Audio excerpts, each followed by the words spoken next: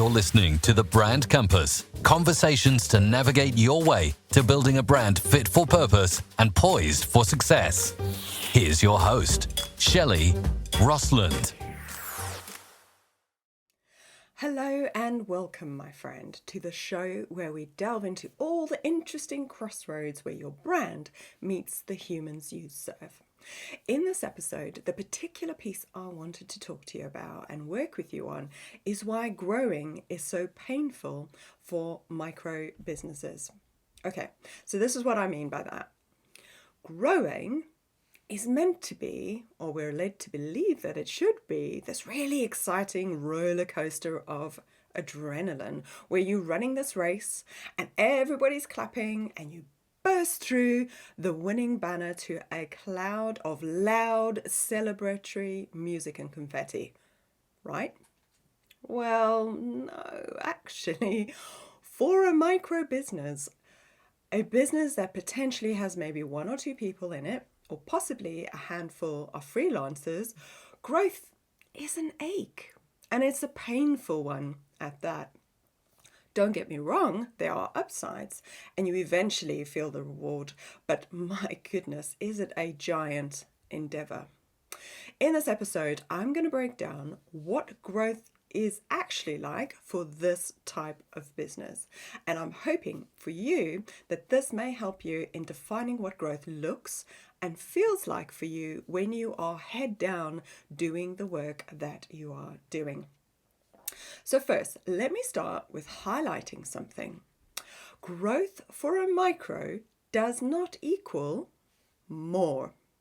I'll repeat that. Growth does not always equal more.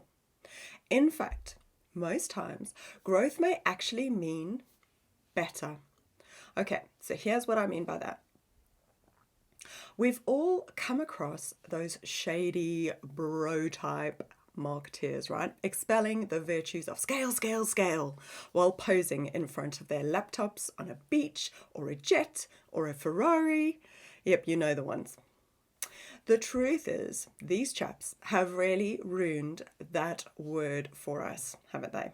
Because actually, it's quite a good, productive, and directive word and concept. The real definition for me, and what I'd like you to hang your hat on, is that the word scale is closely used in succession with growth as follows. Scale means being able to grow exponentially and sustainably. It usually means leveraging people, tools, and systems better. Now, scaling is not only reserved for big businesses who have large teams and lots of money, nor the bro marketeer who seems to have the secret key to wealth generation. It is universally accessible as a concept to you too, as a micro business. And you know why? Because it's really a simple mix of reality checking, making some crucial decisions, documenting processes, and having a clear vision about what you want your working life to look like. Now, while I can talk about the reality check, the decision making, and the processes, as they are all very important, for now what I'm going to narrow down on is the bit where the clear vision about what you want your working life to be is the focus. There are three inalienable truths about growth that I want to highlight first. With growth comes change, so be ready for that, good or bad.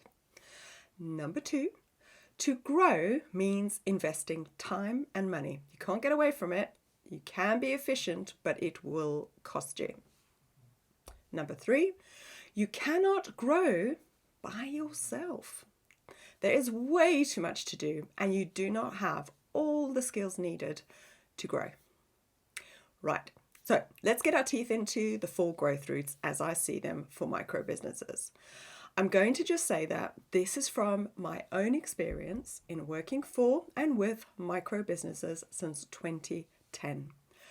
Make notes for sure. Otherwise, head over to the website for the show notes where I've also detailed them for you just in case. All right, let's get going. Growth route number 1, momentum.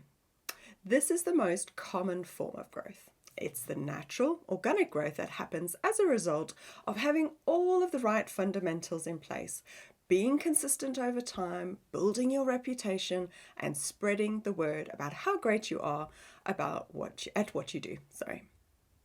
The way I like to think of it is, it's the continuous ripples of the pond. You know, when you throw that pebble, right?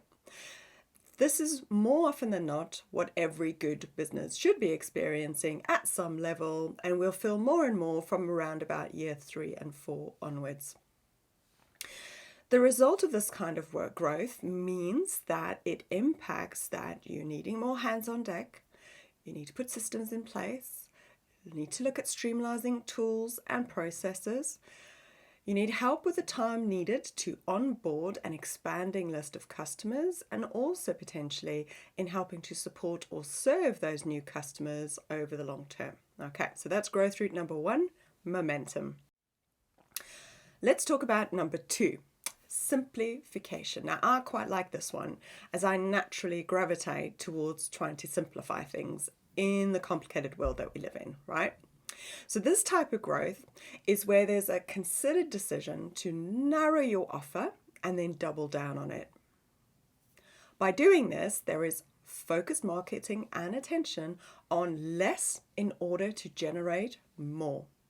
So your activities may look like things like actively reducing your product or your service offerings, reviewing your systems, streamlining your tools, strength and weakness exercises, just so you can highlight what skills you need in order to recruit. And if the right services and products are actually chosen, this is a really great way to grow. Next up, we have growth by specialization, which is sitting at number 3.